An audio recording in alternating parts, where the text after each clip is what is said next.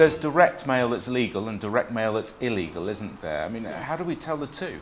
Companies who are actively doing marketing will send direct letters, send competitions through the post to engage with not only their customers but prospects as well. How do companies try to engage with people using mail? Legally, you might get a letter through saying that you've got a 2-for-1 offer, or it's your birthday, 2-for-1 on your meals. Have a competition and they might ask you to send some details back. Genuine companies would ask for things like your name, your address.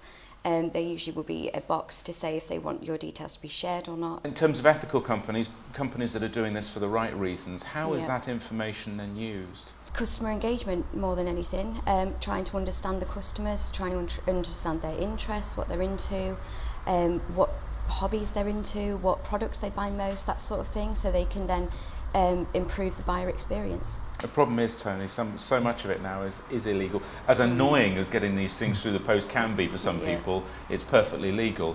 You sadly so often see the illegal side, I guess. Mail shots can continue, but it's email and web contact that tends to be now the most common form of scam. Also telephone as well is becoming more and more popular, and it's becoming increasingly difficult to spot what's real and what isn't. How can we tell whether these companies are legal or illegal? Generally, sometimes it's very difficult, but there are sometimes some giveaways. The wording is poor grammar, bad spelling, poor quality, letterheads and so on. If you see something like that, for instance, I got an email at home saying my Sky account was being frozen. Sky was spelled S-K-Y-E, and immediately it was a scam. The rule of thumb really is if it's unsolicited, then that can be a tell that it's illegal.